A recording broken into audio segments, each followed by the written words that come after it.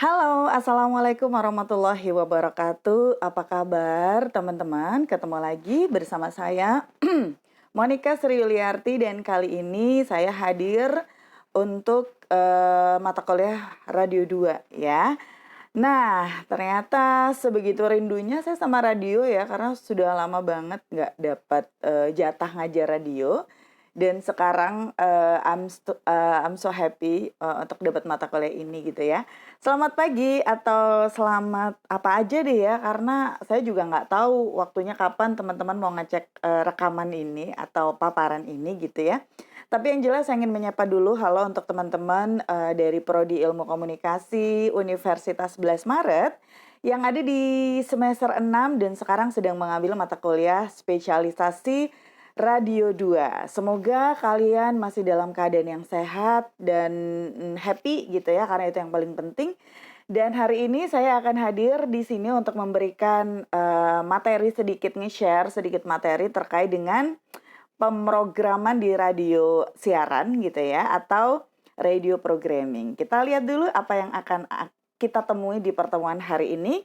Yang pertama, kita akan flashback untuk melihat bagaimana sih sejarah pemrograman di radio itu gitu ya. Karena apa yang terjadi di masa lalu itu sebetulnya adalah salah satu catatan yang bisa dijadikan sebagai pelajaran untuk masa sekarang, dan itu bisa jadi media kita untuk belajar di masa depan. Kemudian di part kedua kita akan belajar atau bicara tentang sumber pemrograman radio, yang nanti mungkin teman-teman akan menemui ada banyak sekali hal baru yang zaman dahulu tidak ada gitu ya, dan zaman sekarang itu adalah hal-hal yang dia muncul.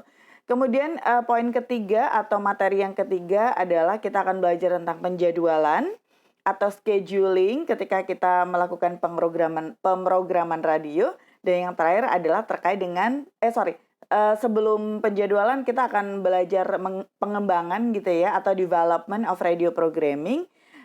Ini adalah salah satu tonggak sejarah bagaimana awalnya bagaimana awalnya pemrograman radio itu muncul, dan bagaimana para founding father radio itu mengembangkan pemrograman di masa lalu gitu ya. Kemudian setelah itu kita akan lihat tentang penjadwalan atau scheduling.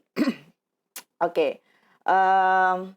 Sejarah pemrograman radio, memang kalau kita bicara tentang sejarah pemrograman radio teman-teman, tentu saja kita tidak bisa melupakan sejarah perkembangan media massa tersendiri ya, atau sejarah perkembangan radio, kemunculan radio. Terus kita juga tidak mungkin tidak menyinggung tentang perkembangan dunia periklanan di radio gitu. Jadi kalau mau flashback ke masa lalu, di zaman dulu banget itu radio nggak kenal adanya pemrograman. Mengapa? Karena waktu pertama kali radio muncul, stasiun radio yang pertama adalah KDKA, dia ada di Pittsburgh. Dan itu adalah salah satu novelty yang sangat-sangat terkenal pada masanya setelah sekian lama muncul media cetak gitu ya. Dan orang akan menunggu-nunggu siaran dari radio itu, entah apapun kontennya. Jadi pada masa itu programmer radio tidak memikirkan saya harus bikin program seperti apa sih gitu ya. Saya harus mengemasnya dengan bagaimana, kemudian saya akan menampilkannya atau broadcastnya di jam berapa. Mereka tidak memikirkan itu, karena tanpa mereka memikirkan itu pun orang akan menantikan gitu ya. Bisa dibayangkan ya, karena itu adalah hal yang baru, bahkan ketika isi atau kontennya tidak ada manajemen yang firm, orang akan tetap menantikannya gitu. Tetapi hal itu tidak bisa berlangsung selamanya teman-teman. Karena semakin berkembang, radio butuh sumber daya finance untuk bisa keep on track ya, tetap bisa keep airing their program. Awalnya berarti mereka nggak butuh finance support ya Bu. Sebetulnya gini, jadi di awal dulu KDKA itu siarannya karena yang punya itu adalah dia punya pabrik spare part alat radio teman-teman. Jadi isinya ya cuman sekedar mengiklankan hal-hal yang mau dijual, intinya gitu. Cuman tidak bisa berlangsung lama, jadi mereka tetap butuh melakukan sesuatu gitu ya. Mereka tetap butuh ada pemasukan finansial agar program di radio itu masih tetap eksis atau tetap bertahan. Nah, ketika itu terjadi, ketika kebutuhan finansial itu muncul, pada tahun 1922 ada satu station yang namanya WEAF itu mempelopori siaran toll station. Jadi dia disebut toll station dan dia mempelopori siaran toll broadcasting. Toll broadcasting itu seperti yang mirip dengan acara iklan sebetulnya. Jadi teknisnya adalah di luar dari studio radio itu, mereka mendirikan atau membangun sebuah bangunan yang mirip dengan telepon umum. Kalau teman-teman tahu ada kotak telepon umum, nanti orang-orang di situ bisa bicara tentang apapun. Mereka mau menjual apapun itu boleh dan orang harus bayar, gitu ya. Orang harus bayar dan orang bisa mengiklankan atau orang bisa menjual sesuatu lewat siaran itu. Nah, itu adalah siaran komersial yang pertama yang dilakukan yang akhirnya radio dapat pemasukan.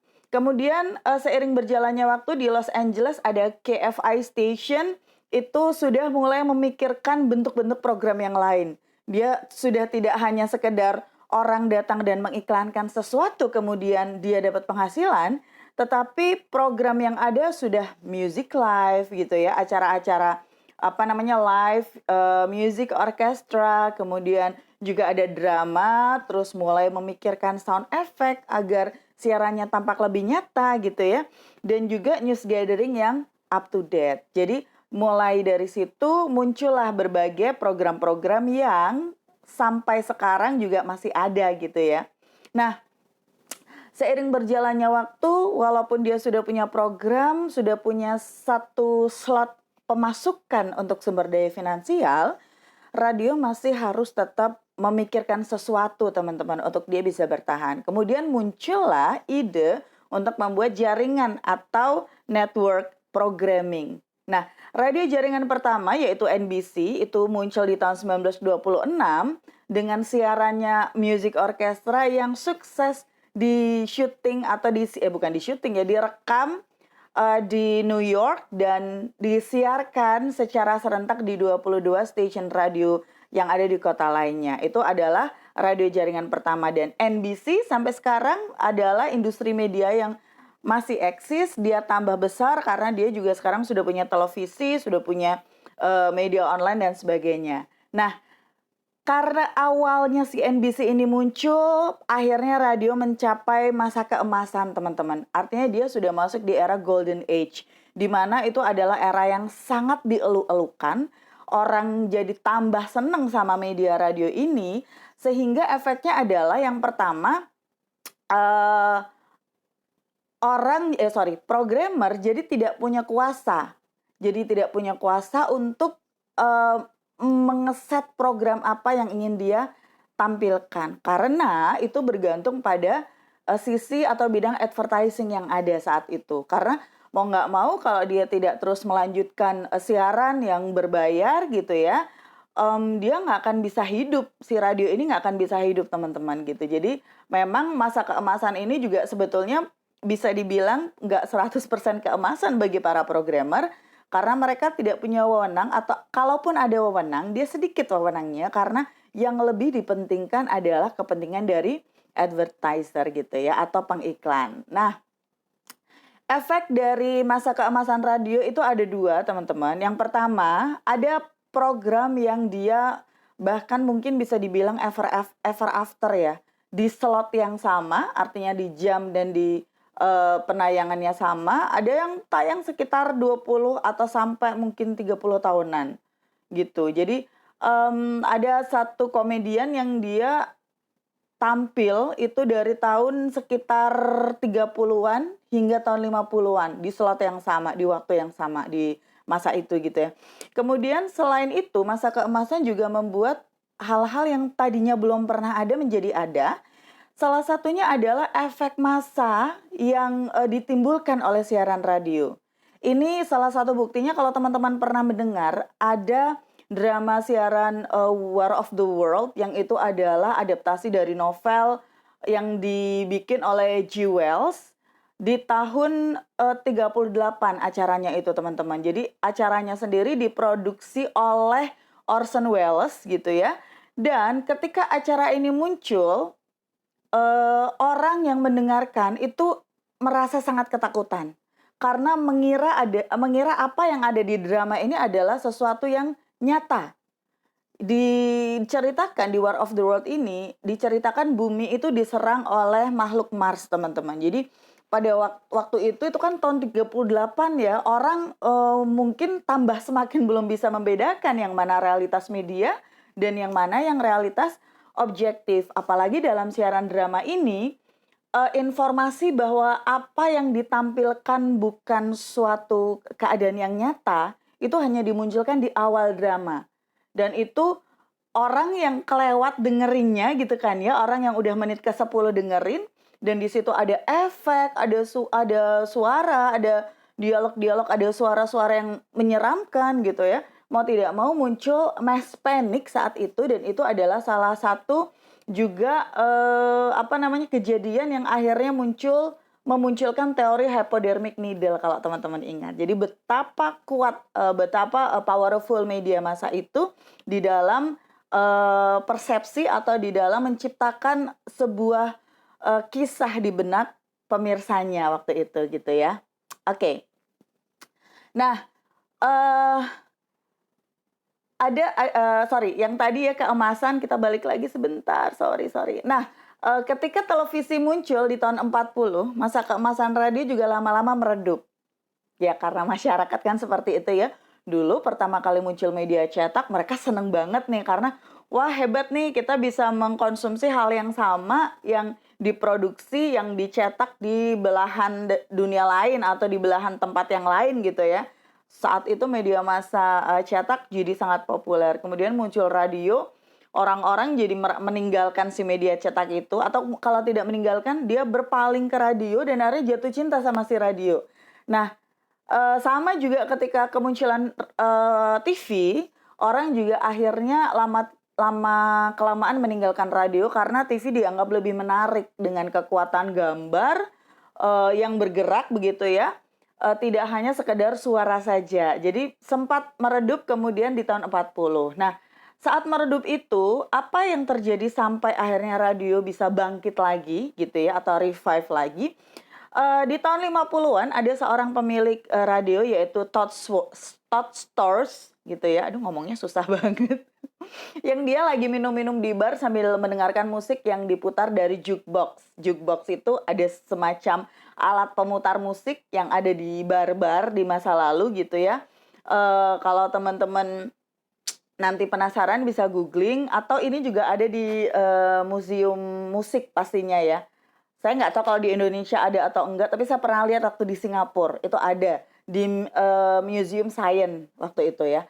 Nah, dari jukebox itu orang kan akan ingin mendengarkan sesuatu yang baru ya, apalagi hal yang baru itu kan akan disukai gitu ya. Tapi si Todd Storrs ini dia memilih memutar lagu yang sudah berulang kali diputar.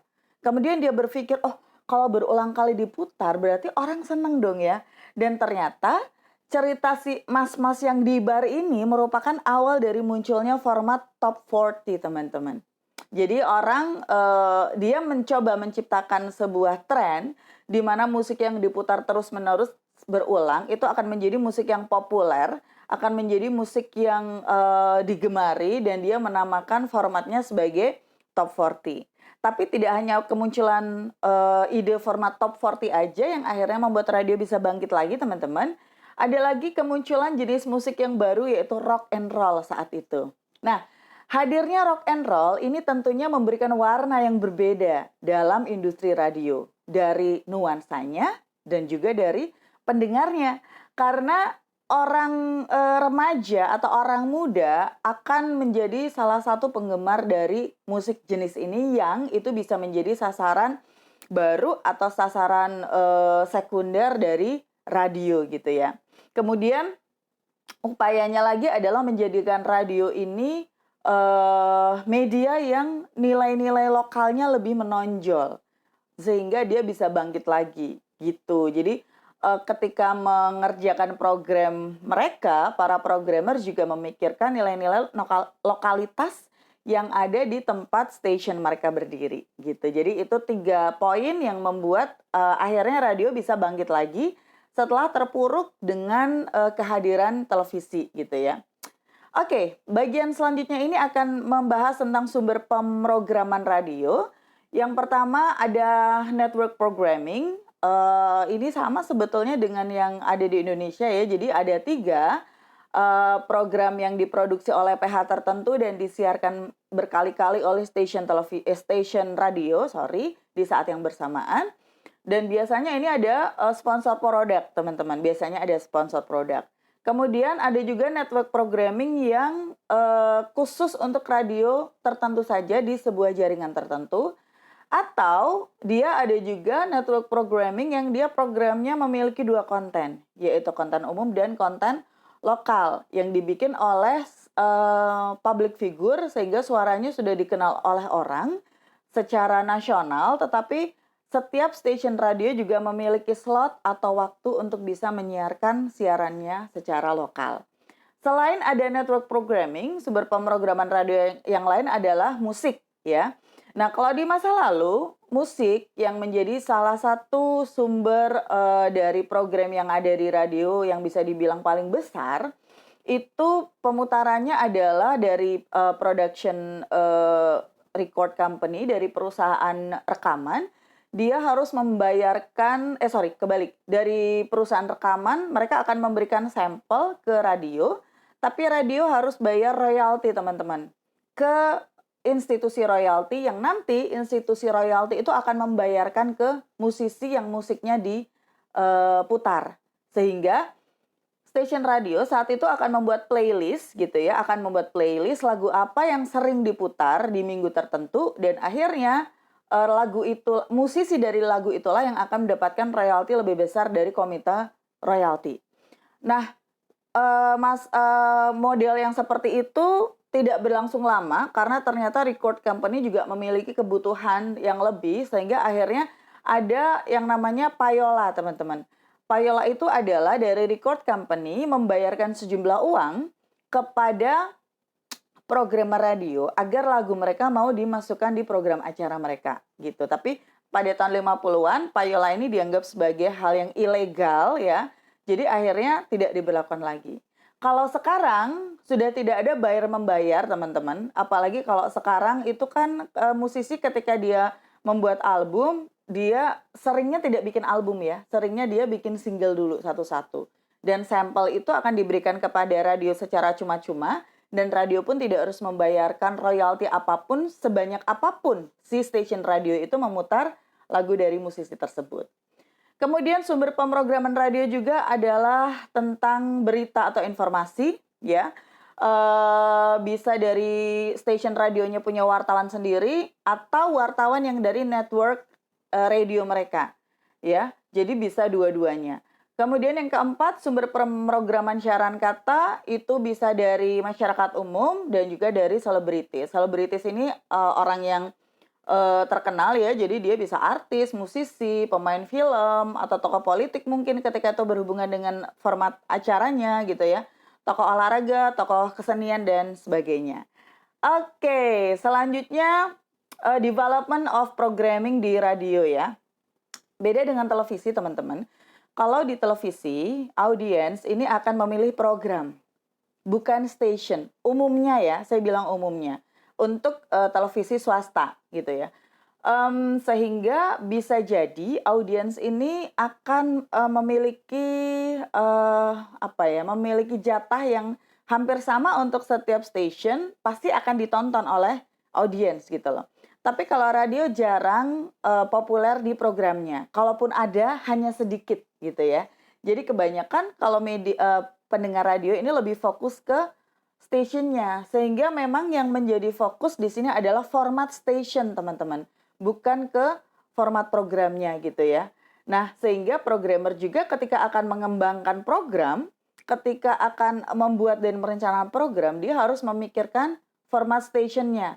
Format station ini jenis-jenis stasiun radio. Saya pikir teman-teman sudah dapat materinya ya. Misalnya dilihat dari apa aliran musiknya, dia ada adult contemporary, ada CHR gitu ya, ada all news all talk misalnya, hal-hal yang semacam itu.